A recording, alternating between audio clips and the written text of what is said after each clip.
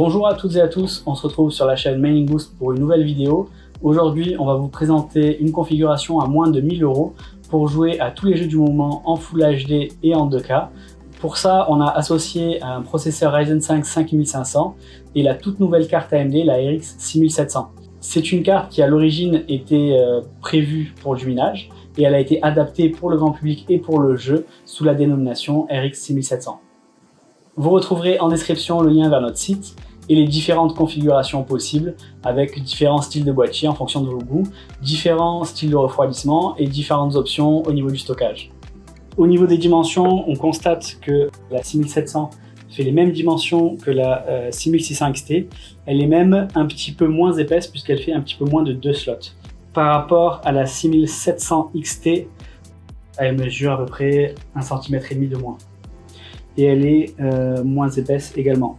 Au niveau du design, en Europe, on a droit à un design noir et blanc assez inhabituel puisque d'habitude, sur les modèles Saphir Pulse, les cartes sont noires et rouges. Ce n'est pas le cas ici.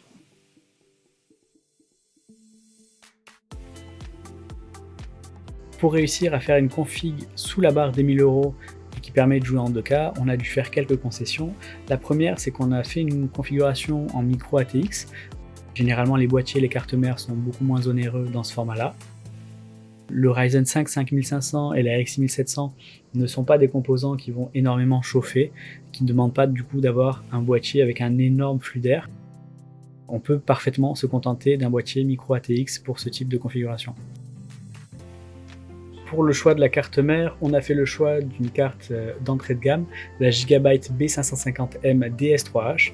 Donc c'est une carte mère qui est assez simple, mais qui dispose de toutes les fonctionnalités nécessaires, comme le RGB Fusion par exemple, si vous souhaitez contrôler le RGB de votre boîtier ou de vos composants, mais également de technologies comme le PCI Express 4.0, que ce soit pour la carte graphique ou les SSD, ce qui ne vous limitera pas dans le futur si jamais vous souhaitez upgrader votre config.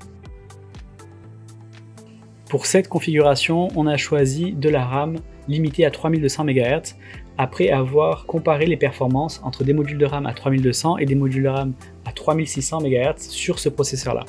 On se rend compte qu'il n'y a pas de différence de performance, ou extrêmement peu, entre les deux types de RAM. Contrairement à un processeur plus ancien et équivalent en termes de performance, le Ryzen 5 3600, le Ryzen 5 5500 ne tire pas profit de RAM plus rapide. Au niveau de la carte graphique, la RX 6700 présente des performances très légèrement supérieures à la RX 6600 XT en Full HD et elle se détache dès qu'on va augmenter la résolution vers du 2K.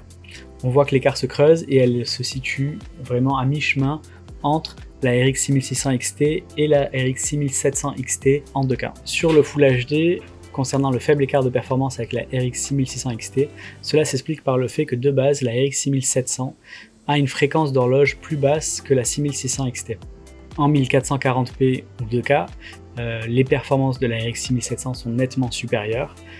C'est notamment dû au fait que la carte dispose d'un Infinity Cache quasiment 2 fois supérieur à celui de la 6600 XT et elle se rapproche donc beaucoup plus des performances de la 6700 XT. C'est une carte graphique, pour résumer, qui a vraiment de l'intérêt si vous disposez d'un écran 2K.